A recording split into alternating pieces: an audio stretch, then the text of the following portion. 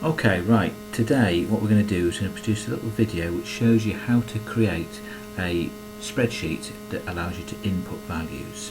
So I'm going to start off, I'm just going to create the headings for this here, and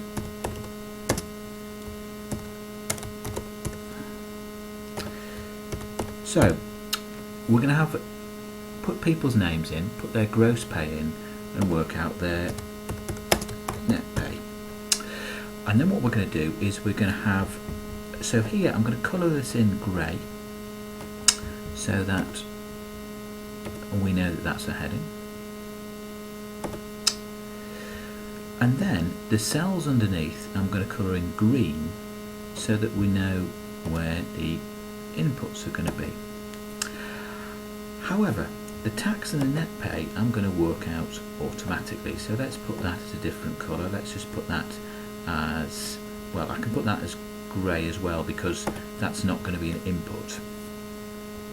The tax rate, what I'm going to do is I'm going to set over here, okay, and I'll put that as green because again somebody can put in that value there.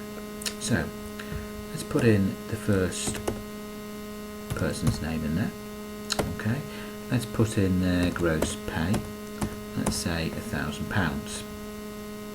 Now the tax rate I can set automatically, so I'm going to put the tax rate to be 20%, and then I'm going to work out my tax. So my tax is going to equal the gross pay times by my tax rate. However, because the tax rate is always in the same cell, I'm going to press the F4 key, which will make that an absolute cell reference, so whenever I change that and I put that formula in a different place on the sheet, it should be in the same place. There we go. So my tax is that I have to pay on a pay rate of £1,000 would be 200, and my net pay then is going to be equal to my gross pay take away my tax. Now if I change the tax rate, what you should see is that automatically my net pay will change. Now that's okay for one person, but what happens if I want to work out the amount of tax a whole group of people pay? So what I'm going to do is I'm going to copy across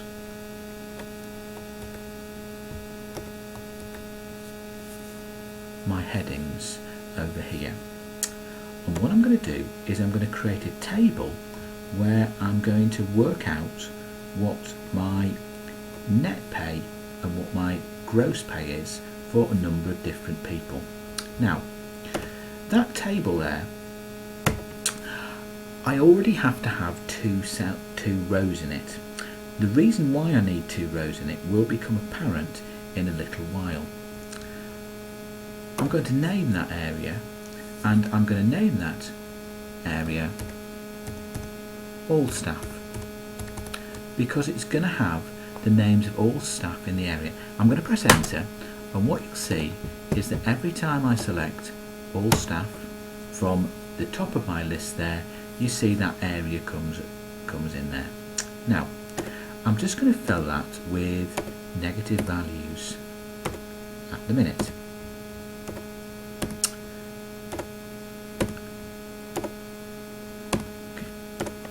Underneath that, what I'm going to do is I'm going to create a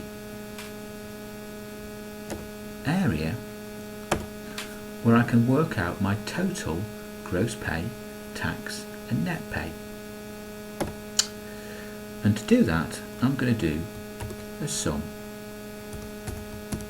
and I'm going to add up everything in the gross pay field. I can drag that formula across, and then what I'm going to do is I'm just going to highlight all those cells there, and I'm going to right click excuse me, I'm going to change the formatting to make sure that I have that as a currency.